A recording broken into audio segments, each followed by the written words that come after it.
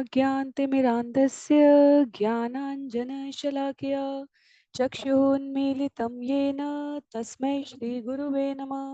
जय श्री कृष्ण चैतन्य प्रभु नित्यानंद, श्री अद्वैत गदाधर श्रीवासादि गौर भक्तवृंद।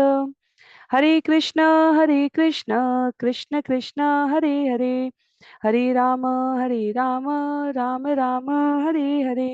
हरे कृष्णा कृष्ण कृष्ण हरे हरे, हरे राम राम राम हरे हरे। हरे कृष्णा कृष्ण कृष्ण हरे हरे, हरे राम राम राम हरे हरे। हरे कृष्णा। सभी भक्तों को सादर प्रणाम। सत्र 16 श्री चैतन्य चरितामृत की इस क्रमबद्ध कथा में सभी भक्तों का स्वागत है। हम सभी यहाँ पर कृष्णदास कविराज गोस्वामी द्वारा रचित एवं भक्ति वेदांता स्वामी श्रील प्रभुपाद द्वारा तात्पर्य सहित विवेचित पुस्तक चैतन्य चरितामृत, जो 3 भागों आदि लीला, मध्य लीला और अंत लीला में है, उसके आदि लीला अध्याय 4 भाग 6 को आज श्रवण करने जा रहे हैं। अध्याय 4 का नाम है भगवान चैतन्य महाप्रभु के प्राकट्य के गुह्य कारण, और वहां हम सभी करीब 277 श्लोकों के साथ इस विषय को श्रवण करने का प्रयास कर रहे हैं। बहुत ही संक्षिप्त पुनरावृत्ति के लिए यदि हम स्मरण कर सकते हैं तो पिछले सत्र का जो विषय था वह भगवान चैतन्य महाप्रभु के अवतरण के 3 कारण, भगवान श्री कृष्ण की प्रथम इच्छा, भगवान श्री कृष्ण की द्वितीय इच्छा और भगवान श्री कृष्ण की तृतीय इच्छा का प्रसंग यहाँ पर वर्णित किया गया है। तो विषय चल रहा है कि प्रथम इच्छा क्या है। भगवान श्री कृष्ण की प्रथम इच्छा थी श्रीमती राधा रानी के भक्त के भाव की जो माधुरी है, प्रेम माधुरी, उसका आस्वादन करना। भगवान श्री कृष्ण की द्वितीय इच्छा थी रूप माधुरी। मैया यशोदा वात्सल्य स्वरूप में भक्त भगवान के स्वरूप का दर्शन करके परम आह्लाद की तृप्ति करते हैं, क्योंकि श्रीमती राधा रानी की सेवा जो भगवान की अंतरंगा आह्लादनी शक्ति है, वह दिन प्रतिदिन ऐसी वर्धित होती जाती है, बढ़ती जाती है कि भगवान के रूप की, भगवान के प्रेम की, भगवान की करुणा की, भगवान की भक्तों के साथ भाव विनिमय की जो शुद्ध सात्विक भावमयी यह रसभरी व्याख्या है, वह निरंतर नूतन और नवीन प्रतीत हो रही है। मधुराधिपते अखिलम मधुरम। उसके पश्चात भगवान श्री कृष्ण की तृतीय इच्छा के संदर्भ में बतलाया गया है कि गोपियां जो वास्तव में भगवान के नित्य संगिनियां, भगवान की विभिन्न शक्तियों की श्रीमती राधा रानी के शरीर से उद्भूत अभिव्यक्तियां हैं, वे नितांत आत्मिक और आध्यात्मिक स्तर पर उनके संग परम शुद्ध प्रेम को परिभाषित करते हुए लीला विनिमय करना है। तो हम सभी श्रवण कर रहे हैं अध्याय 4 छंद संख्या 172 पे। जिनके पास पुस्तक है वह पुस्तक का प्रयोग करेंगे, अन्य सभी की सुविधा के लिए यहाँ पर स्क्रीन पर छंद भी प्रस्तुत है। कहते हैं, अतएव गोपी गण नाही काम गंध, कृष्ण सुख लागी मात्र कृष्ण से संबंध। इस प्रकार गोपियों के प्रेम में काम की रंच मात्र भी गंध नहीं है। कृष्ण के साथ उनका संबंध एकमात्र उनके, किनके, भगवान श्री कृष्ण के सुख के लिए है। हम सभी शास्त्रों के द्वारा, गुरु शिष्य परंपरा में आचार्यों के द्वारा निरंतर शिक्षित किए जा रहे हैं कि हम भगवान के सेवक हैं, भगवान से इतर हमारा कोई अस्तित्व नहीं है। अपनी प्रसन्नता के लिए समस्त कारणों के कारण भगवान ने यह सृष्टि बनाई है। आध्यात्मिक सृष्टि का 3/4 भाग है और भौतिक सृष्टि का 1/4 भाग है, और इस 1/4 भाग में अनेकानेक ब्रह्मांड नित प्रति सृजन और संहार की गति को प्राप्त कर रहे हैं भगवान के विभिन्न अवतारों के कारण।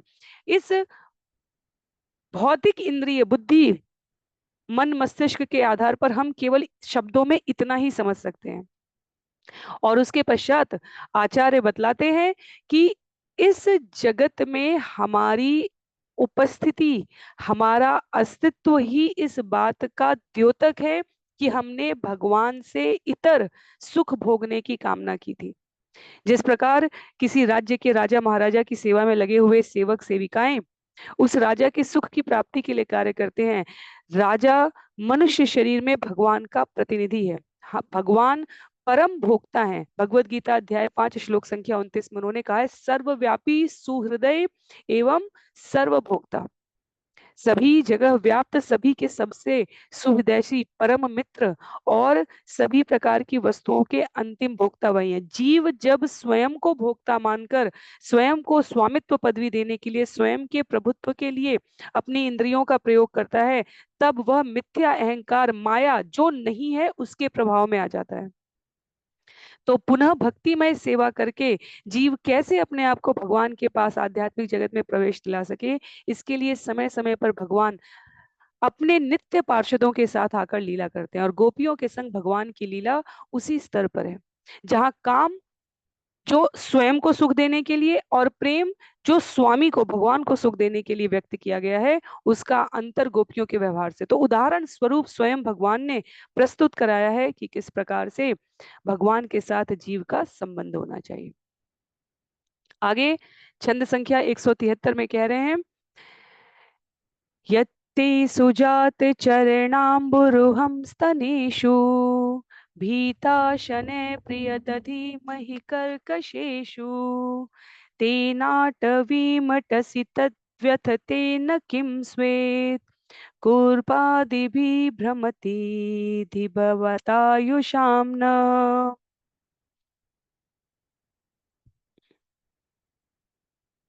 हे प्रिय, आपके चरण कमल इतने कोमल हैं कि हम उन्हें अपने वक्षस्थलों पर डरती हुई धीरे से रखती हैं कि कहीं आपके चरणों में चोट न लग जाए। हमारे प्राण एकमात्र आप पर आश्रित हैं, इसलिए हमारे मन इस आशंका से भरे रहते हैं कि आपके कोमल चरण जंगल के मार्ग पर चलते हुए कहीं कंकड़ों से शत विक्षत न हो जाएं। यह श्रीमद् भागवतम स्कंद 10 अध्याय 31, जहां रास पंचाध्यायी चल रहा है, श्लोक संख्या 19 से लिया गया है। और हम देखेंगे भक्त और भगवान की लीला में दोनों की शरीर रूप से उपस्थिति उतनी अनिवार्य ही नहीं है। सुदामा के संग भगवान सदा उपस्थित नहीं है प्रत्यक्ष रूप से, शरीर रूप से। नरसिंह देव बाद में प्रकट होते हैं, प्रहलाद महाराज के समक्ष वो प्रकट नहीं है। गोपियों के समक्ष भगवान हर क्षण नहीं है, पर गोपियां अपने जीवन के हर क्षण हर कार्य में भगवान को स्मरण कर रही हैं। भगवान जब गोपियां नहीं है मथुरा में, द्वारका में, तब गोपियों को भगवान सदैव अपने परम शुद्ध भक्तों का चिंतन करते हैं। भगवान का परम शुद्ध भक्त बनना आसान भी नहीं, क्योंकि विषय यहाँ पर दो शक्तियों का है, बहिरंगा शक्ति और अंतरंगा शक्ति का। बहिरंगा शक्ति के प्रभाव से पूर्णतया मुक्त हुआ जीव ही अंतरंगा शक्ति में प्रवेश कर सकता है। जिसकी इस जगत से भौतिक आसक्ति पूर्णतया समाप्त हो गई है, वह परम शुद्ध प्रेम का, आध्यात्मिक जगत का आनंद लेने का, प्रवेश करने का अधिकारी हो पाता है। तो गोपियां यहाँ भगवान अनुपस्थित है तब कहती हैं कि हमारा मन तो इस आशंका से भरा हुआ है कि आपके कोमल चरण जंगल के मार्ग पर चलते हुए कहीं कंकड़ों से शत विक्षत ना हो जाए। भगवान के चरण कमल में ध्यान रखना, सदैव उनका चिंतन करना, ये पूर्ण समर्पित भक्त का प्रथम लक्षण है, बहुत महत्वपूर्ण लक्षण है। और हम सोचें कि हमें तो भगवान भगवान के रूप में पता है, कैसे मैया यशोदा गोपियों और ग्वाल बालों को नहीं पता था। विचार करके देखिए, मैया यशोदा के सामने छोटे से मुख में भगवान श्री कृष्ण ने अपना ब्रह्मांड दिखा दिया। जब मृदा खाली है, मिट्टी खाली है, ऐसा बलराम ने, दाऊ ने कहा। पहले तो कृष्ण बहाने करते रहे, पहले तो कहते रहे अच्छा ये गोपियां हर दिन नई नई बात लेके मैया तुझे परेशान करती है, मेरे बारे में भड़काती हैं। मैया ने कहा गोपियों ने नहीं कहा, माताओं ने नहीं कहा। फिर उन्हें लगा कि सखियों ने कहा, मैया ने कहा सखियों ने भी नहीं कहा। फिर मैया ने कहा ग्वाल वालों ने कहा। कृष्ण थोड़ा सा, अरे इन ग्वाल बालों के लिए तो मैं सब कुछ करता हूँ, पर ग्वाल बाल भगवान थोड़ी समझते हैं, वो तो सखा समझते हैं। उन्हें तो सखा को ताड़ना दिलवाने में, मैया से डांट खिलवाने में आनंद आ रहा है। तो कृष्ण फिर भी एक दांव लेते हैं और कहते हैं मैया दाऊ भैया से पूछ लो, दाऊ भी वहीं थे। मैया यशोदा ने कहा दाऊ नहीं कहा है कि तुमने मिट्टी खाई है। और भगवान ने सोचा अच्छा आज तो सबने मुझे फंसा दिया, तो सोचते हैं लाओ मैया को थोड़ा सा ऐश्वर्य दिखाओ। भाई कृष्ण ने ऐसा नहीं सोचा है। वास्तव में कहने का भाव यह है कि कृष्ण के द्वारा छोटे से मुख के भीतर मैया मुख खोलती है। जब मुख खोलने को कहती है और कृष्ण ने मुख खोला, मैया तो मिट्टी देखने चली और वहां उन्हें सारा ब्रह्मांड दिखने लगा। और तो भी मैया ये नहीं सोच रही है कि ओ कृष्णा ये क्या है, ओ हरि, हे नारायण ये क्या है। उन्होंने कहा मेरा लाला इतना भूखा था, मैं तो सोची थोड़ी मिट्टी होगी निकाल दूं, अब ये पूरा ब्रह्मांड कैसे निकालूं। तो वात्सल्य भाव इस स्तर पर है जहाँ हरि नारायण समझकर सम्मान और प्रेम से भगवान की उपासना नहीं हो रही है, वहां भगवान का लालन पालन, भगवान का संग हो रहा है। हर क्षण हम भगवान की रक्षा कर रहे हैं। तो प्रेम माधुरी गोपियां कह रही हैं, हम नहीं जानते कि ये अनेकानेक सहस्त्र लक्ष्मी सहस्त्र शत संभ्रम सेव्य मानम, ये हजारों हजार लक्ष्मियों के द्वारा सेवित या पूजित है कि नहीं। हम तो सिर्फ इतना जानते हैं कि ये हमारे साथ थे और हमसे छूट कर चले गए हैं, अभी कहीं रूट कर चले गए हैं, और इनके पैरों में कहीं कंकड़ ना लग जाए। तो यहाँ जो प्रेम का स्तर है वो विशुद्ध समर्पण का स्तर है, भगवान को सुख पहुंचाने का स्तर है। चाहे वो वात्सल्य में है, चाहे वो माधुर्य में है, चाहे वो साख्य में है। उसमें माधुर्य सर्वोच्चता पर है क्योंकि उसमें जीव वात्सल्य भी करता है, साख्य भी कर रहा होता है, और देखा जाए तो दास्य भी कर रहा होता है। आत्म सुख दुखे गोपे नाही क विचार, कृष्ण सुख हेतु चेष्टा मनो व्यवहार। गोपियां अपने खुद के सुख या दुख की तनिक भी परवाह नहीं कर रही हैं। उनकी सारी शारीरिक तथा मानसिक चेष्टाएं भगवान कृष्ण को आनंद पहुंचाने की दिशा में लगी रहती हैं। कृष्ण लागी आर सब करे परित्याग, कृष्ण सुख हेतु करे शुद्ध अनुराग। कह रही हैं उन्होंने कृष्ण के लिए अपना सब कुछ त्याग दिया, कृष्ण को सुख देने के लिए उनमें शुद्ध अनुराग है। प्रेम गलियति साखरी तामे तो न समाये। जहां भगवान के साथ प्रेम है वहां सिर्फ भगवान उपस्थित है। गोपियों के लिए स्वयं का कुछ अस्तित्व ही नहीं है, और उस भाव को यहाँ पर सब कुछ त्याग दिया है यहाँ पर। और इसी अर्थ में जब भगवान अपने भक्त के साथ भाव विनिमय करते हैं तो वो भी सब कुछ त्याग, प्रत्येक रानी के साथ भगवान एक रूप में उपस्थित हैं। प्रत्येक गोपी को अपना पूर्ण प्रेम प्रस्तुत करते समय भगवान अपने प्रकाश रूप में, जहां हमने श्रवण किया, अपने ही स्वरूप का विस्तार करके उपस्थित है। पूरे व्रजमंडल के लिए भगवान ब्रह्म विमोहन लीला में उनके द्वारा प्रिय, उनके द्वारा अभीप्सित रूप में उपस्थित है। तो छंद संख्या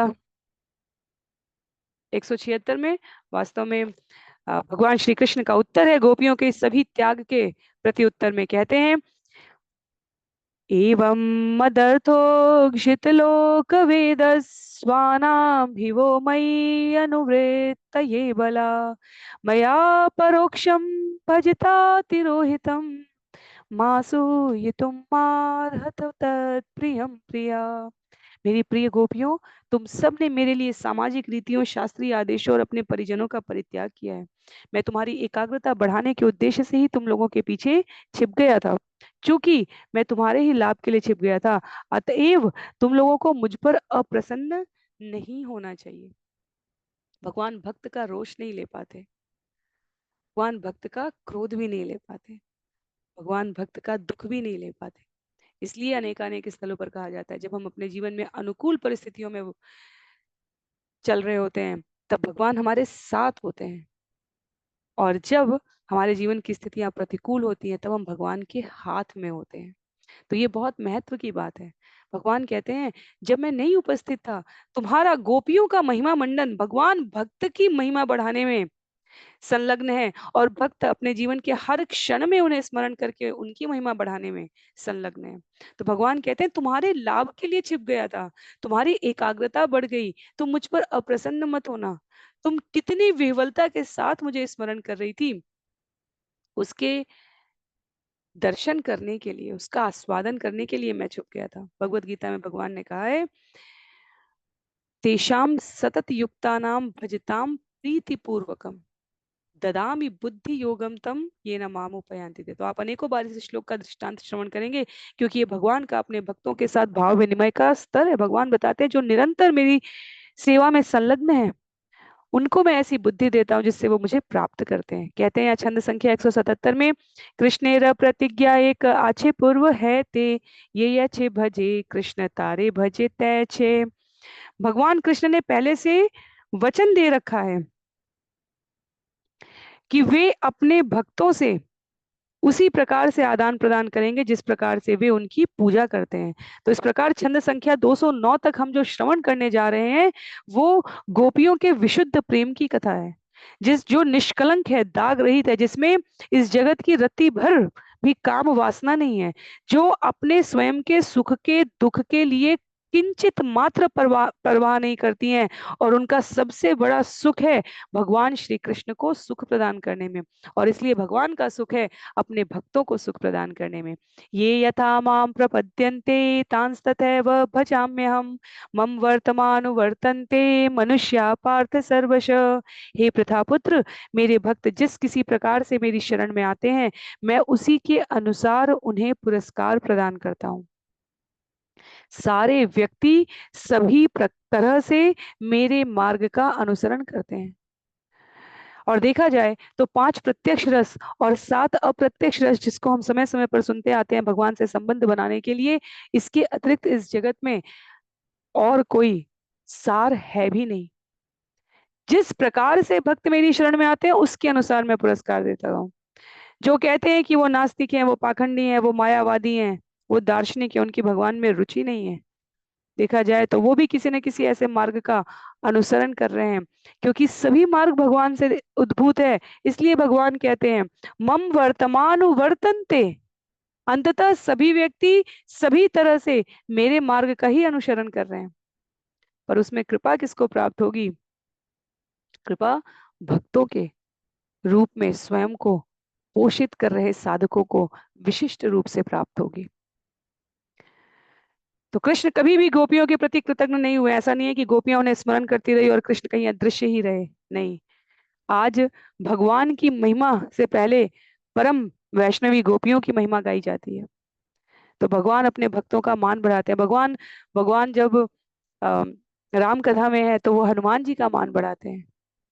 तुलसीदास जी दासानुदास परंपरा में कहते हैं कि राम दुआरे तुम रखवारे। हनुमान जी, मैं और आप भाई हैं, मित्र हैं, आप राम जी के द्वार पर हैं, जिसको भी प्रवेश पाना है उसको आपकी कृपा चाहिए। भगवान अपने यहाँ तक पहुंचने का मान देते हैं अपने भक्तों के माध्यम से। इसी चैतन्य चरितामृत में हम श्रवण करेंगे, अनेकानेक शास्त्रों में स्थानों पर लिखा है ब्रजमंडल में प्रवेश चाहिए तो पहले राधे राधे कहना पड़ेगा। परम वैष्णवी भक्तों की शिरोमणि श्रीमती राधा रानी। तो विशुद्ध प्रेम जहां जिस भक्त ने, साधक ने जिस स्तर का दिखाया है, भगवान ने उस माध्यम से, उस प्रकार से, उस स्तर से जीव को लाभान्वित ही किया है। भगवान कभी किसी का नहीं लेते, सबको देते हैं। कहते हैं यहाँ पर, से प्रतिज्ञा भंग है ल गोपीर भजने ताहा ते प्रमाण कृष्ण श्री मुखे वचने। गोपियों की पूजा से वह प्रतिज्ञा भंग हो चुकी है, जैसा कि स्वयं भगवान श्री कृष्ण स्वीकार करते हैं। क्या प्रतिज्ञा है? यहाँ कहा है, जिस किसी प्रकार से मेरी शरण में जो आता है उसी के अनुसार उसे पुरस्कार प्रदान करता हूँ। तो फिर ये प्रतिज्ञा भंग कैसे हुई? कह रहे हैं यहाँ पर, न पार ये हम न पार ये हम निर्वध्य संयुजाम स्वसाधु कृत्यम विबुधायुषापिव यामा भजन्तुर्जय गेह श्रृंखला संवृष्य तद्वत् प्रतियातु साधुनाम। हे गोपियों, मैं तुम्हारी निष्कलंक सेवा का ऋण ब्रह्मा के जीवन काल में भी नहीं चुका सकता। मुझसे तुम लोगों का संबंध भर्सना से परे है। तुम लोगों ने उन सारे पारिवारिक बंधनों को तोड़कर मेरी पूजा की है जिनको तोड़ पाना कठिन होता है। अतएव तुम लोगों के यशस्वी कार्य ही तुम्हारे प्रेम का प्रतिदान है। तो ये प्रतिज्ञा यहाँ इस अर्थ में कही जा रही है कि भाव की वो पराकाष्ठा है। भगवान ने कहा, जो जिस जिस भाव से मेरा स्मरण करता है उसे उस भाव पर मैं प्रतिदान करता हूँ। पर भगवान हनुमान जी का ऋण अपने सिर पर रखते हैं। कृष्ण कथा में गोपियों का ऋण अपने सिर पर रखते हैं। कहते हैं, नहीं गोपियों नहीं, तुम्हारे प्रेम का प्रतिदान करना मेरे सामर्थ्य का विषय नहीं है। तुमने जिस स्तर पर सभी प्रकार के सामाजिक अस्तित्व के शरीर से संबंधित कर्तव्यों का भी परित्याग करके मुझे धारण किया है अपने जीवन में, तुम्हारे ये यशस्वी कार्य ही तुम्हारे प्रेम का प्रतिदान है। बहुत बड़ी पंक्ति है ये वास्तव में। और इसलिए भगवान चैतन्य महाप्रभु ये स्वरूप धारण करते हैं गोपियों के उस भाव को धारण करने के लिए, समझने के लिए। क्योंकि गोपियों की प्रमुखा श्रीमती राधा रानी नित्य प्रति भगवान की सेवा में, भगवान पूरे ब्रह्मा जी के एक दिन में एक बार आते हैं। जहां अनेकानेक दिव्य युगों की श्रृंखला बताई गई थी, उसमें एक दिव्य युग में आते हैं। और आने के एक बार वो भाव धारण करना, और उस भाव को हम साधक अपने जीवन में आत्मसात कर पाए, इसको उसको पचा पाना, वास्तव में उसको अ, आत्मसात कर पाना लगभग असंभव है, जो समर्पण है गोपियों का। तबे ये देखिए गोपे निज देह प्रीति से हो तक कृष्णेर लागी जानी है निश्चित। अब गोपियां जो भी स्नेह अपने शरीरों के प्रति दिखाती हैं, उसे एकमात्र भगवान श्री कृष्ण के निमित्त ही जानना चाहिए। इसलिए जब हम श्रवण करें, गोपियां श्रृंगार करती हैं, गोपियां सुंदर चमकीले वस्त्र पहनती हैं, वास्तव में वो सब कुछ भगवान की प्रसन्नता के लिए है। तो यहाँ कहते हैं आचार्य कि गोपियों द्वारा भगवान के प्रति प्रदर्शित स्वार्थ रहित प्रेम की कोई समता नहीं की जा सकती। इसलिए गोपियों द्वारा अपने शरीर की सज्जा में जो सतर्कता दिखती है, वो हमें किसी भौतिक साज श्रृंगार से समझने की गलती नहीं करनी चाहिए। भगवान के समक्ष साधकों से मंदिरों में कहा जाता है कि भगवान के समक्ष सदैव भगवान के सुंदर प्रसन्नचित मुखमंडल के दर्शन के लिए जाते समय हमें सर्वाकर्षक तरीके से स्वयं को प्रस्तुत करना चाहिए। सारे संसाधन भगवान के दिए हुए हैं, यदि भगवान ने हमें दिया है।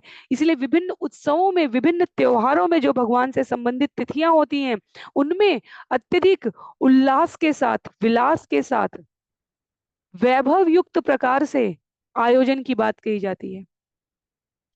क्योंकि इसका औचित्य ये होता है, आज भगवान का दिवस है, आज नित्यानंद त्रयोदशी है, आज गौर पूर्णिमा है, आज रामनवमी है, आज नरसिंह चतुर्दशी है, आज झूलन महोत्सव आरंभ हो रहा है। प्रत्येक एकादशी को, कृष्ण जन्माष्टमी को, राधाष्टमी को, दीपावली के अवसर पर, गोवर्धन पूजा के समय, प्रत्येक मास में एक से दो उत्सव मिल जाते हैं हमें। और लगभग प्रत्येक दूसरी तीसरी तिथि पर हमें किसी न किसी महात्मा आचार्य का आविर्भाव दिवस और तिरोभाव दिवस मिलता है। प्रत्येक दिन और प्रत्येक दिन का, प्रत्येक मास का प्रत्येक दिन और प्रत्येक दिन का प्रत्येक क्षण वास्तव में उत्सव और उल्लास का समय होता है। जीव का जैसे जैसे एक क्षण बीतता जाता है, पहले जन्मदिन मनाने की प्रक्रिया इस अर्थ में कही जाती थी कि जीव एक एक बीतते दिन के साथ, सनातन की ये परंपरा है, एक एक बीतते दिन के साथ भगवान के संग पुनः मिलन की अपनी प्रक्रिया में नजदीक जा रहा है। तो उत्सव और आयोजन भगवान की प्रसन्नता के लिए सर्वश्रेष्ठ योग्यता के अनुसार आयोजित किए जाने चाहिए। इसलिए जब हम अर्च विग्रह के प्रति अपराध के बारे में श्रवण करते हैं, हरिनाम चिंतामणि पुस्तक से हमने श्रवण किया था, तब कहा गया था कि भगवान के उत्सव और आयोजन जितने वैभव के साथ हम मना सकें, क्योंकि उससे जीवों में भगवान के प्रति जो स्वाभाविक आकर्षण है वो जागृत होता है। जो जन्म जन्मांतर की, जन्म मृत्यु की भवसागर में विचरण करते रहने के कारण की प्रक्रिया के कारण लुप्त हो चुका है, वो संबंध जागृत होता है। सुंदर से सुंदर श्रृंगार होना चाहिए भगवान के अर्चा विग्रहों का। जीव भगवान के स्थलों में अपने घर, गृह, परिवार, संबंधियों के संग प्रत्येक तिथि उत्सव और आयोजन के साथ व्यतीत कर पाए। हमारे जीवन की चर्या, हमारी जो गतिविधियां हैं, वो इस प्रकार केंद्रित होनी चाहिए। और इसलिए सनातन की सभ्यता में यदि हम देखें, अभी एक दो तीन पीढ़ी पहले तक सुबह उठकर भगवान के प्रति जीवन में कृतज्ञता थी। सुबह से लेकर शाम तक के समय में प्रत्येक कार्य जो किया जा रहा है जीविकोपार्जन के लिए या संबंधित उत्तरदायित्वों के लिए, वह भगवान को समर्पित था। और सायंकाल लगभग सभी घरों से, मंदिर के गलियारों से घंटे, घड़ियाल की आवाजें, सुंदर मधुर कीर्तन निनाद, और इस प्रकार भोजन करने के पश्चात भी सुंदर लोक गीतों को, स्थानीय जो भाषाओं में रचित रचनाएं थी, उनको गाकर भगवान का मधुर यश प्रसिद्धि और उनके भक्तों का स्मरण किया जाता था। तो ये पद्धति अंतर्राष्ट्रीय कृष्ण भावनामृत संघ के संस्थापक आचार्य कृष्ण कृपामूर्ति श्री श्रीमद अभय चरणारविंद भक्ति वेदांता स्वामी श्रील प्रभुपाद ने पुनः इस्कॉन के इन विभिन्न केंद्रों मंदिरों के द्वारा स्थापित करने का प्रयास किया है, क्योंकि ये हमारे सनातन जीवन मूल्यों का आधार है। जो हम प्रतिदिन स्मरण करेंगे वो हमारी स्मृति में स्थिर हो जाता है। तो सुबह उठकर भगवान के प्रति कृतज्ञता और सोने से पहले मंगल गायन करना भगवान के प्रति अपनी विनम्रता दर्शित कराने के लिए, दिन के कार्यों को भगवान को समर्पित करना। गोपियां ब्रजमंडल में यही जीवन तो जी रही थी। भगवान के भक्त अपने आप को यह समझकर सर्वश्रेष्ठ अवस्था में रखते हैं। इसीलिए व्यवहारिक दृष्टि से कलयुग में कहीं नहीं लिखा है कि भक्ति करने के लिए हमें किसी गुफा, कंदरा, पर्वत, वृक्ष, नदी के भीतर जाने की आवश्यकता है। इस जगत में रहते हुए समस्त प्रकार के पुरुषार्थ से युक्त अर्जित साधनों का प्रयोग भगवान के वैभव, यश, गुणगान में प्रयोग होना चाहिए। आगे कहते हैं, तो यहाँ गोपियों ने श्रृंगार से संबंधित विषय के संबंध में हमने ये विषय समझा, ये पूरी प्रस्तुति समझी है कि श्रृंगार और सज्जा भी भगवान की प्रसन्नता के लिए। आगे कहते हैं, ए देह कैलो आमी कृष्ण समर्पण, तार धन तार इहा संभोग साधन। गोपियां कहती हैं, मैंने तो ये शरीर भगवान कृष्ण को अर्पित कर दिया है, वे ही इसके स्वामी हैं और यह उन्हें आनंद देता है। ए देह दर्शन स्पर्शे कृष्ण संतोषण, यही लागी करे देहर मार्जन भूषण। इस शरीर को देखकर तथा इसका स्पर्श करके कृष्ण को आनंद प्राप्त होता है। इस कारण से वे अपने शरीर को स्वच्छ करती एवं सजाती हैं। निजांगमपि या गोप्यो ममेति सम उपासते, ताभ्य परम न मे पार्थ निगूढ़ प्रेम भाजनम। हे अर्जुन, गोपियों से बढ़कर मेरे लिए प्रगाढ़ प्रेम का पात्र कोई दूसरा नहीं है। वे अपने शरीरों को स्वच्छ करती तथा सजाती हैं, क्योंकि वे उन्हें मेरा समझती हैं। आदि पुराण का ये भगवान श्री कृष्ण का कथन यहाँ चैतन्य चरितामृत में आचार्य कृष्णदास कविराज गोस्वामी ने संकलित किया है। आगे कहते हैं, आर एक अद्भुत गोपी भावे स्वभाव, बुद्धि गोचर नहीं याहर प्रभाव। गोपियों के भाव का एक दूसरा अद्भुत स्वभाव है, इसका प्रभाव बुद्धि की समझ से परे है। तो उनके भाव का जो एक अद्भुत स्वभाव है उसे कहा जा रहा है, गोपी गण करे यबे कृष्ण दर्शन, सुख वांक्षा नाही सुख हय कोटि गुण। गोपी गण करे यबे कृष्ण दर्शन, सुख वांक्षा नाही सुख हय कोटि गुण। जब गोपियां भगवान कृष्ण का दर्शन करती हैं तब उन्हें असीम आनंद प्राप्त होता है, यद्यपि उन्हें ऐसे आनंद की थोड़ी सी भी इच्छा नहीं होती। तो उनका समर्पण इस स्तर का है कि वह जितना दर्शन करती जाती है सोचती हैं हम भगवान की सेवा कर रहे हैं, और भगवान की सेवा करने में जो निपुण सेवक है उसकी प्रसन्नता उस सेवा को करने मात्र से बढ़ती जाती है। जैसे इस जगत में यदि निकटस्थ तुलना करना चाहें तो मैया का वात्सल्य होता है। तो कह रहे हैं, गोपी का दर्शन कृष्ण ये आनंद है, ताहा है ते कोटि गुण गोपी आस्वादय।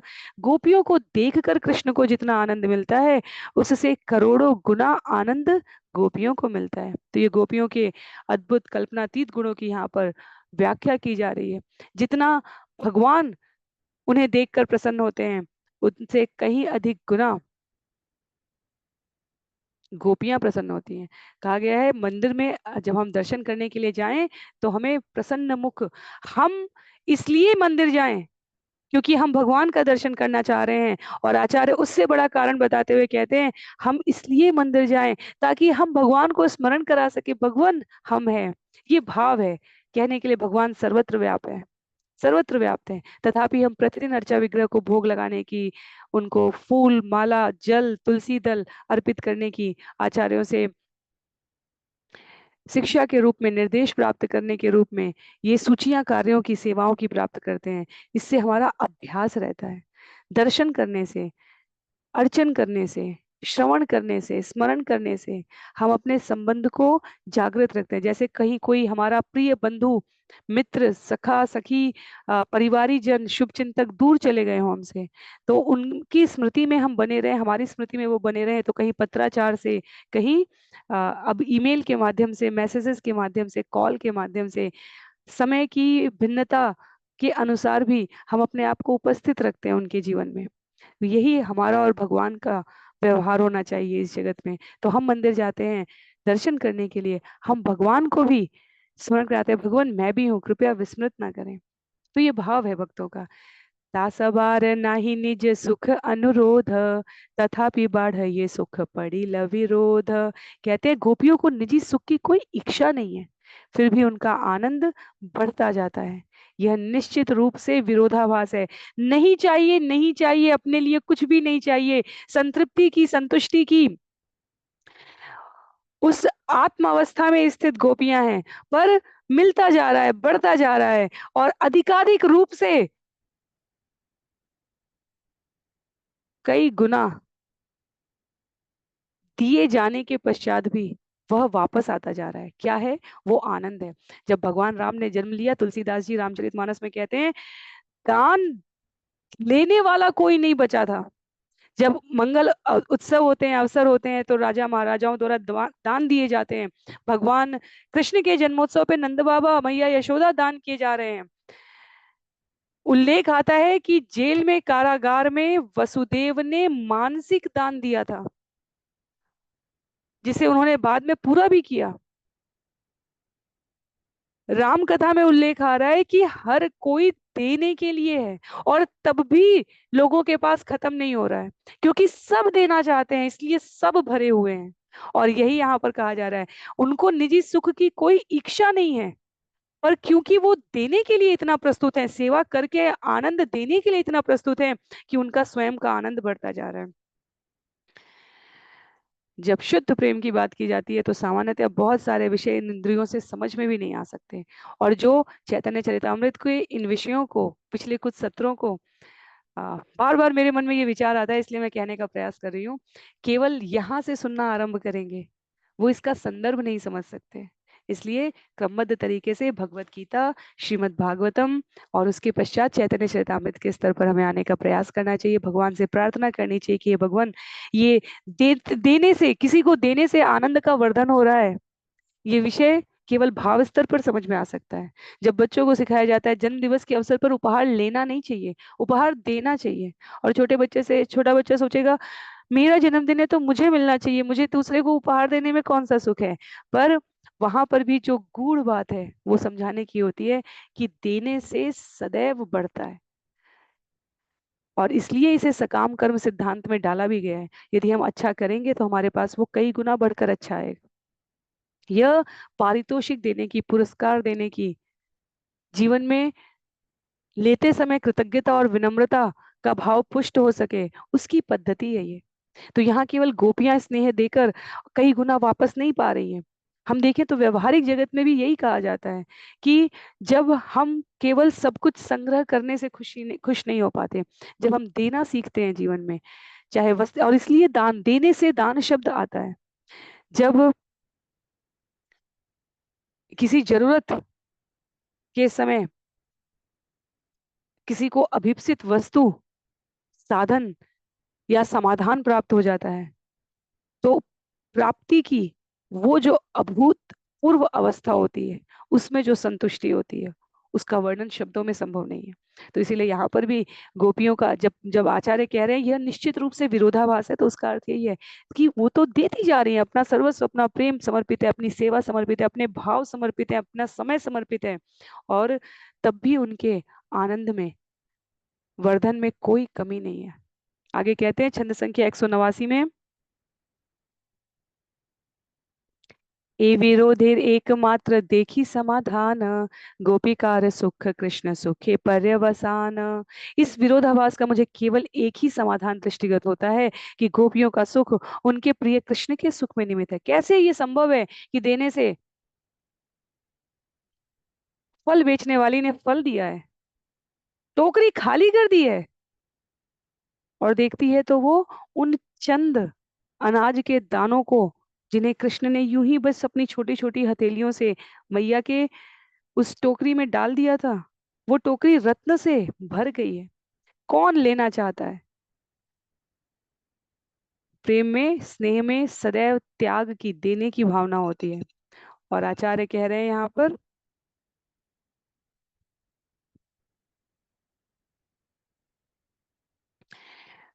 गोपियों का ये विरोधाभास का समाधान कि दी जा रही है आनंद और तब भी उनका स्वयं का आनंद बढ़ रहा है, इसका एकमात्र जो समाधान है वो ये कि वो जिसे दे रही हैं वो सभी प्रकार के ऐश्वर्यों के आगार हैं। उनका रूप, सौंदर्य, सामर्थ्य, बुद्धि, त्याग, यश, उद्भूत स्रोत को वो दी जा रही है। जैसे गंगा का जल अंततः गंगा में ही समर्पित कर दिया जाता है, अंजलि भर के हम उठाते हैं और सूर्य देव को अर्घ देते हैं और वो पुनः उसी में समाहित हो जाता है। वो संतुष्टि है यहाँ पर। तो भगवान कृष्ण के रूप में गोपियों को प्रसन्न करना चाहते हैं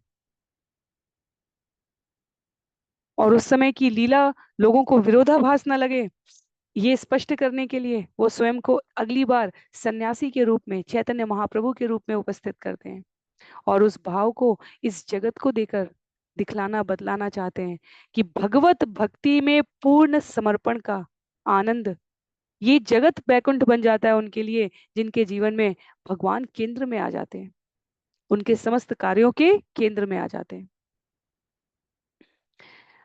तो बहुत सुंदर यहाँ पर भाव है। आगे व्यक्त करते हैं 190 छंद में। गोपिका दर्शने कृष्ण बाढ़े प्रफुल्लता से माधुर्य बाढ़े यार नाही समता। जब भगवान कृष्ण गोपियों को देखते हैं तो उनकी प्रसन्नता बढ़ जाती है और उनकी अद्वितीय माधुरी भी बढ़ जाती है। तो जो सबको देने वाले हैं, जब हम उनको किंचित मात्र भी देना चाहें तो उनके द्वारा कृपामयी दृष्टि से अद्वितीय माधुरी यहाँ पर दृश्यमान है। आमार दर्शने कृष्ण पाइल इत सुख, एई सुखे गोपीर प्रफुल्ल अंगमुख। गोपियां सोचती हैं हमें देखकर कृष्ण को इतना सुख मिला है। इस विचार से उनके मुखों तथा शरीरों की पूर्णता तथा सुंदरता बढ़ जाती है। गोपी शोभा देखी कृष्ण शोभा बाढ़े यत, कृष्ण शोभा देखी गोपी शोभा बाढ़े तत। और इस प्रकार परस्पर क्या होता है, गोपियों का सौंदर्य देखकर भगवान कृष्ण की सुंदरता बढ़ जाती है और गोपियां भगवान कृष्ण की सुंदरता को जितना अधिक देखती हैं उतना ही अधिक उनका सौंदर्य बढ़ता चला जाता है। तो ये प्रेम का आस्वादन है। मैया अपने संतान के द्वारा भाव का, प्रेम का एक भाव देखकर इतनी विह्वल हो जाती है और मैया को विह्वल देखकर संतान और अधिक अपने आप को मैया के ऊपर न्यौछावर करने के लिए, उनको प्रसन्न करने के लिए। तो ये जो स्नेह है, जो प्रेम है, ये अनुभूतियां जितनी जितनी प्रकार की अनुभूतियां देखी जाएं, यदि नकारात्मक अनुभूतियां देखी जाएं, एक दुखी व्यक्ति सभी को दुखी कर सकता है क्योंकि उसके जीवन में दुख है और सभी उस दुख में अपने आप को श्रवण करके दुखी बनाते हैं।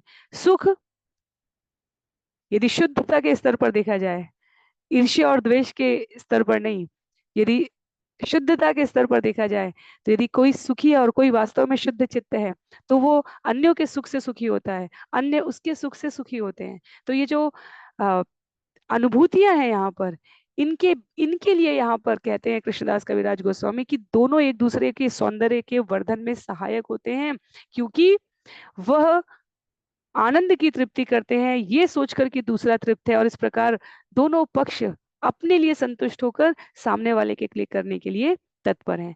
कहते हैं 193 में, एई मत परस्पर पड़े हुड़ा हुड़ी, परस्पर बाढ़े के हम मुख नहीं मूड़ी। इस प्रकार उनके बीच होड़ लग जाती है एक दूसरे को सुख प्रदान करने की, जिसमें कोई भी अपनी हार स्वीकार नहीं करता। किंतु कृष्णेर सुख हय गोपी रूप गणे, तार सुखे सुख वृद्धि हय गोपी गणे। किंतु कृष्ण गोपियों के सौंदर्य तथा उनके सद्गुणों से आनंद प्राप्त करते हैं और जब गोपियां उनके आनंद को देखती हैं तो उनकी प्रसन्नता बढ़ जाती है। अतएव से सुख कृष्ण सुख पोषे, यही हेतु गोपी प्रेमी नाही काम दोषे। इस प्रकार हम देखते हैं कि गोपियों की प्रसन्नता से भगवान कृष्ण की प्रसन्नता का पोषण होता है। इस प्रकार से गोपियों के प्रेम में काम दोष नहीं पाया जाता। तो जहाँ पिछला सत्र में ये विषय आरंभ हुआ था वहां हमने समझा था काम का अर्थ है स्वयं को सुख देने के लिए व्यग्रता होना, प्रेम का अर्थ है अपने प्रतिपक्ष को सुख देने के लिए तत्पर होना, और यहाँ परस्पर एक दूसरे को सुख देने का प्रयास है, इसलिए इसमें काम दोष नहीं है। तो कि विषय दो, श्लोक संख्या छंद संख्या 209 तक का जो विषय है वो गोपियों की चारित्रिक विशेषता, परम शुद्ध प्रेम के बारे में बतलाने के लिए है। और इसलिए इतने छंदों की चर्चा के पश्चात, करीब 47 162 से 209 छंदों की व्यस्तता के पश्चात, अब कहते हैं यहाँ पर भगवान की इस भाव विनिमय की प्रक्रिया को समझाते हुए कृष्णदास कविराज गोस्वामी, उपेत्य पथि सुंदरी ततिभिरभ्यर्चितम् स्मितांकुरकरं भीते नटदपाङ्गभङ्गीशते स्तनस्त्वक्सञ्चरन्नयन् चञ्चरीकाञ्जलम् व्रते विजनीयं भजे विपिन देशतः केशवम्। मैं भगवान केशव की पूजा करता हूँ। कृष्ण के ब्रज के वन से लौटते समय गोपियां अपने महलों की छतों पर चढ़ जाती हैं और सैकड़ों प्रकार की तिरछी चितवनों तथा मंद मुस्कानों द्वारा मार्ग में उनसे मिलकर उनकी पूजा करती हैं। उनके दोनों नेत्र विशाल काले भौरों के समान गोपियों के स्तनों पर विचरण करते हैं।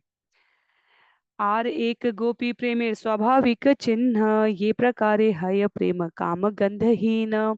गोपियों का प्रेम का यह एक अन्य स्वाभाविक लक्षण भी है जो ये दिखलाता है कि इसमें लेश मात्र भी काम वासना नहीं है। गोपी प्रेम करे कृष्ण माधुर्य पुष्टि, माधुर्य बढ़ाय प्रेम हैया महातुष्टि। गोपियों का प्रेम भगवान कृष्ण के माधुर्य का पोषण करता है। बदले में यह माधुर्य उनके प्रेम को वर्धित करता है क्योंकि वे अत्यधिक तुष्ट हो जाते हैं। इसलिए आध्यात्म जगत की गणित भौतिक जगत की गणित से भिन्न कही गई है। जब 1+1 एक और एक को जोड़ा जाए तो भौतिक गणित में 2 कहा गया है, अध्यात्म जगत में एक और एक को जोड़ने पर एक ही कहा गया है। और अलग विषय है।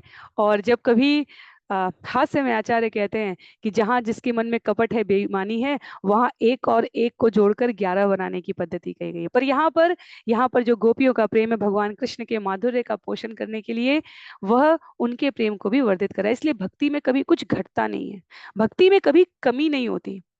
जब कोई अपना जीवन अन्यों की सेवा करने के लिए भगवत परायण होकर अर्पित करता है और वो अन्य भगवान के माध्यम से अन्यों को, इसलिए जब हम जहां जिस राज्य में जिस इतिहास के शासन काल में मंदिरों की सेवा में, भगवान के भक्तों की सेवा में, साधु संतों की सेवा में, हम पूरा इतिहास राजनीति विज्ञान उठाकर देख सकते हैं। जिस राजा महाराजा ने मंदिर, आश्रम, साधु संत, इनकी सेवा में जितना अधिक संसाधन समर्पित किया है, वो समय काल इतिहास का उतना अधिक वैभवपूर्ण रहा है। और जो राजा केवल स्वयं को तुष्ट करने के लिए प्रजा का शोषण किया है, वहां प्रजा भी असंतुष्ट रही है और राजा भी कभी तृप्त नहीं हुआ। ये बहुत अनंत काल से चला आ रहा प्रामाणिक और पौराणिक उदाहरण है। और यदि हम देखना चाहें पिछले भारत के पिछले 70 80 90 साल के इतिहास में भी, तो हम शासन प्रमुख के आचरण की भिन्नता के आधार पर विगत कुछ वर्षों के और पूर्ववर्ती दशकों के अंतर को भी देख सकते हैं। जब शासक अनुशासित होता है, धर्मपरायण होता है, शास्त्र के आदेशों का गुरु के मार्गदर्शन में सम्यक पालन करता है, तब माता पृथ्वी प्रसन्न होकर आर्थिक, सामाजिक, राजनीतिक समुन्नति का मार्ग प्रशस्त करती है। तो ऐसा कोई समय काल इतिहास में नहीं है जहां राजा धर्मपरायण रहा हो, जहां राजा इस भक्ति योग के सिद्धांत का उदात्त पालन करने वाला रहा हो और प्रजा पीड़ित रही हो या साधनों का अभाव रहा हो ही नहीं सकता। महाराज पृथु के बारे में हमने श्रीमद् भागवतम में जब श्रवण किया था, तब हमने वो पूरी आधार भूमि पृष्ठभूमि देखी थी कि एक उन्नत शासक के क्या लक्षण होते हैं। और इसलिए भक्ति मार्ग पर जो जीवन यापन करने के लिए स्वयं को समर्पित करते हैं, उनके जीवन में कभी कोई कमी नहीं होती। आवश्यकताओं में तो कमी होती ही नहीं है, उनके सुख वैभव में भी कमी नहीं होती। ये दूसरी बात है कि उनके लिए वो महत्वहीन है और वे उस सभी संसाधनों का, सुखों का प्रयोग भगवान की प्रसन्नता के लिए, उनके सुख के लिए करते हैं। प्रीति विषय आनंदे तदाश्रय आनंद, ताहा नाही निज सुख वांछा संबंध। प्रेम के आश्रय का सुख उस प्रेम के विषय के सुख में है, यह खुद की तृप्ति की इच्छा का संबंध नहीं है। तो पिछले सत्र में हमने आश्रय और विषय के लिए समझा था। विषय भगवान है, आश्रय वो सुख प्रदान करने वाले भक्तगण हैं। तो श्रीमती राधा रानी परम आश्रय कही गई हैं वहां पर, और भगवान सुख के विषय कहे गए हैं। हम कहें, हम तो स्कंद 10 के बारे में, जब ये चैतन्य चरितामृत आरंभ हुआ था, तब हम सर्ग विसर्ग, मनुओं का पालन, सृष्टि का वर्धन, इस प्रकार से प्रत्येक स्कंद का नामकरण संस्कार श्रवण कर रहे थे। तो हमने स्कंद 10 को परम आश्रय कहा था। वो परम आश्रय इसलिए है क्योंकि वहां श्रीमती राधा रानी, समस्त गोपियां, व्रजमंडल के ग्वाल बाल, मैया यशोदा, देवकी, वसुदेव, नंद बाबा उपस्थित हैं। भगवान के भक्त जिनके आश्रय में, संरक्षण में भगवान का प्रेम प्रतिक्षण प्रमुदित होता रहता है। तो उस विषय को भी यहाँ पर कृष्णदास कविराज गोस्वामी संबद्ध करते हुए कहते हैं,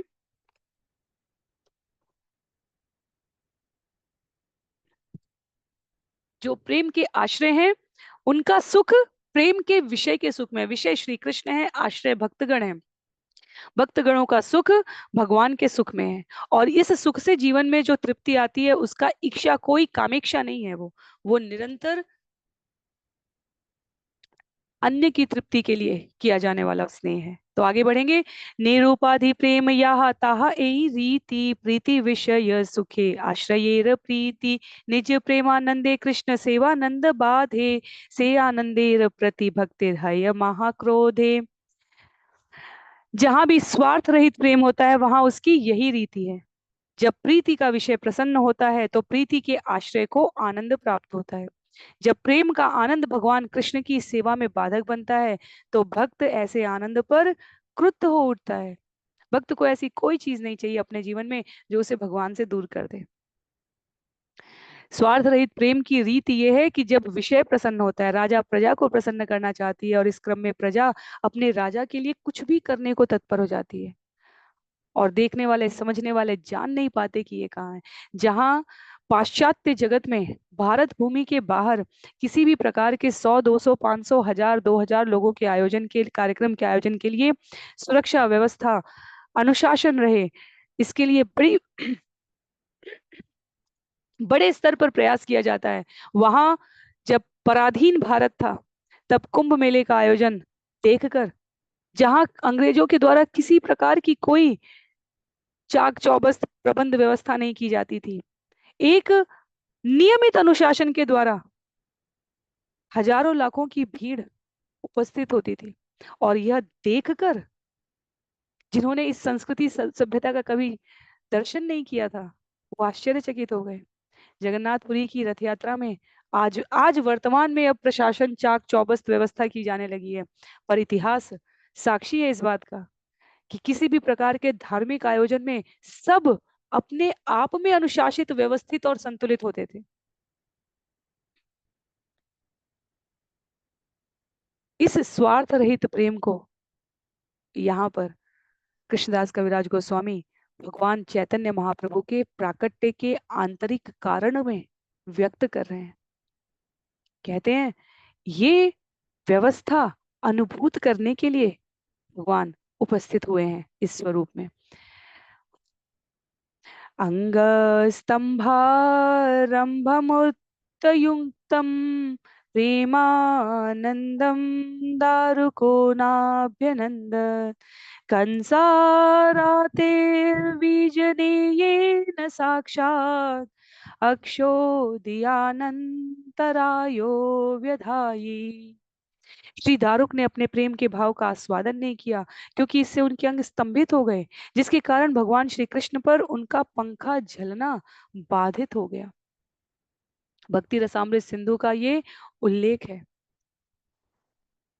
जो हम जगन्नाथ बलदेव और सुभद्रा के, ये कभी ईश्वर की कृपा रहेगी तो जगन्नाथ बलदेव सुभद्रा से संबंधित अनेक कथाएं हैं। क्यों ये रूप धारण हुआ है जिसमें हमें सामने से हाथ नहीं दिखते सुभद्रा महारानी के, जगन्नाथ बलदेव के हाथ दिखते हैं तो पैर नहीं दिखते, पूर्ण विकसित शरीर नहीं दिखते। कहा जा रहा है कि दारुक ने अपने प्रेम भाव के आस्वादन को पूर्णतया किया भी नहीं कि उनके अंग स्तंभित हो गए और भगवान कृष्ण पर उनका पंखा झलना बाधित हो गया।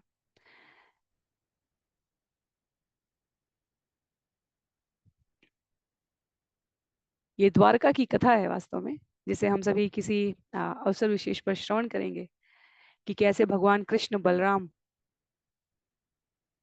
सुभद्रा महारानी ब्रजवासियों के प्रेम का जब श्रवण करती हैं,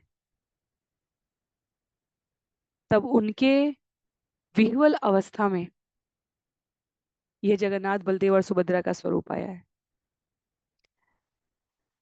अब आगे उस भाव का उल्लेख है जहां आश्रय को विषय की सेवा करने का यदि अवसर न हो। जब जब गोपियों के जीवन में भगवान की सेवा करने का अवसर बाधित हुआ है, तब तब उनको शोभ हुआ है, उसका यहाँ पर उल्लेख है।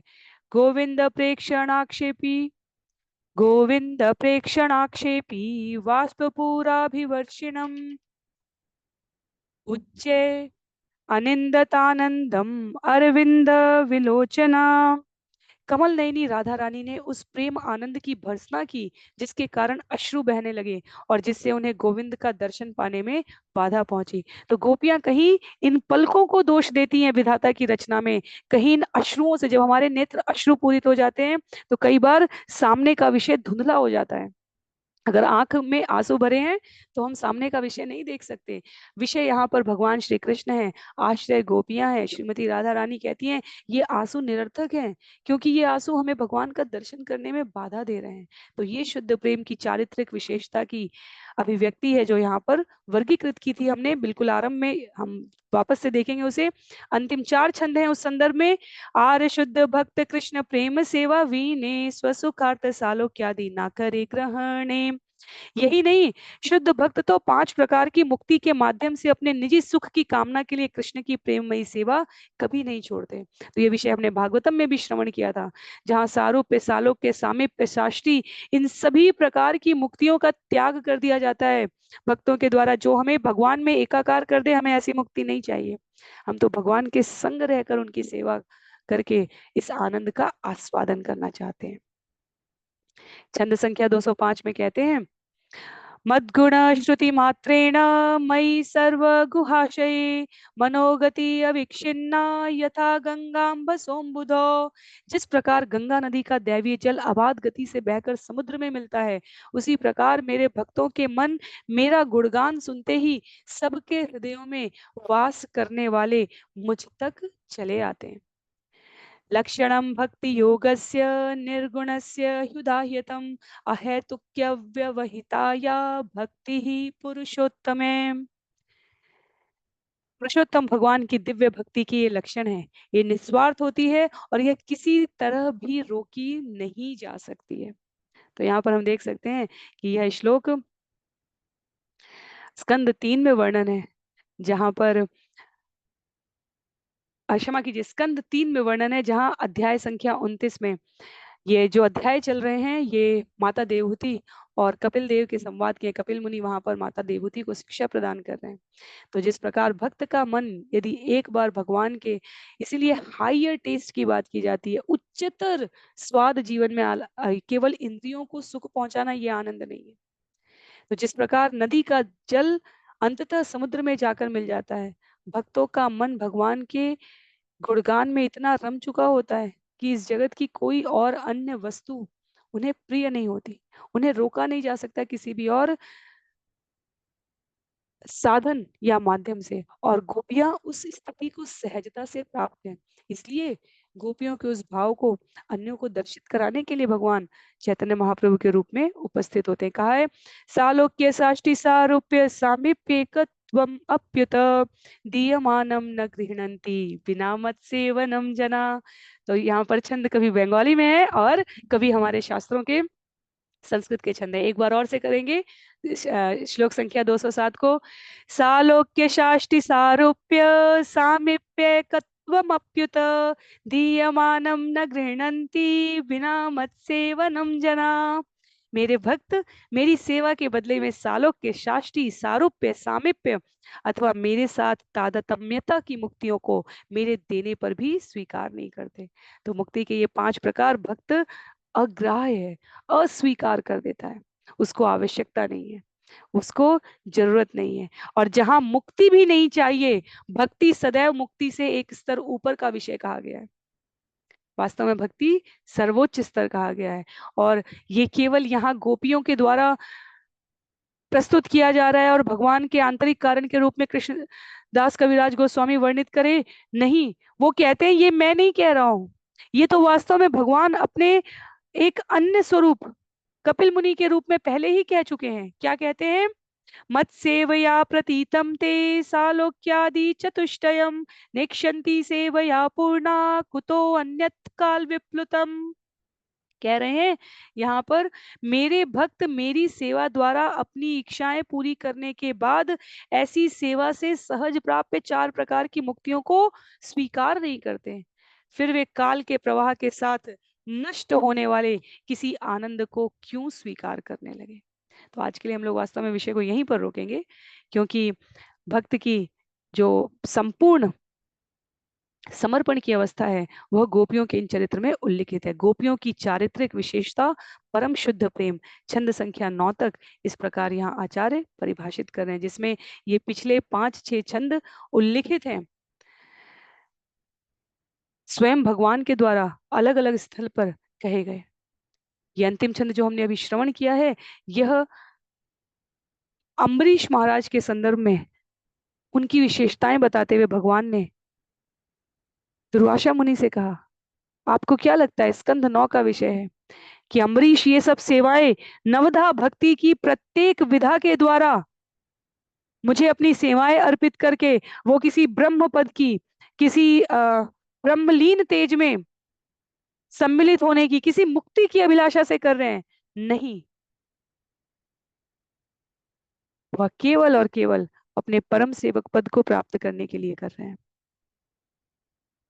और जो जीव परम मुक्ति के पद की अभिलाषा नहीं करता, वो इस जगत के स्वार्थ में जो काल के प्रवाह के साथ नष्ट होने वाला सुख है, उसमें अपने आप को कैसे अनुरक्त कर सकता है। तो ये विषय आज के लिए हम लोग यहीं पर रोकेंगे, जहां अंतिम छंद संख्या 209 में कहते हैं कृष्णदास कविराज गोस्वामी, काम गंधहीन स्वाभाविक गोपी प्रेम निर्मल उज्ज्वल शुद्ध ये न दग्ध हेम। गोपियों के सहज प्रेम में काम की गंध नहीं आती, यह निर्दोष उज्जवल एवं पिघले सोने की भांति शुद्ध है। तो यहाँ पर यह आरंभिक अध्याय, ये कारण और इन कारणों का जो विषय है विस्तार से इसलिए आचार्यों द्वारा कहा जा रहा है, क्योंकि जब चैतन्य महाप्रभु इस भाव को धारण करके स्वयं व्यवहार करेंगे, तब वो कथा हम बिना किसी दुर्भाव के, बिना किसी मनोविकार के समझ सकें, हमें स्पष्ट रहे, हम प्रयास पूर्वक अपने मन को शब्दों की आंतरिक शुद्धि के साथ स्वीकार कर सकें। सभी को बहुत बहुत साधुवाद। आज के लिए विषय को यहीं पर समाप्त करेंगे। श्रील प्रभुपाद की जय, श्रील गुरुदेव की जय, अनंत कोटि वैष्णव वृंद की जय, श्री चैतन्य चरितामृत की जय, कृष्णदास कविराज गोस्वामी की जय, सभी भक्त वृंद की जय। हरे कृष्णा।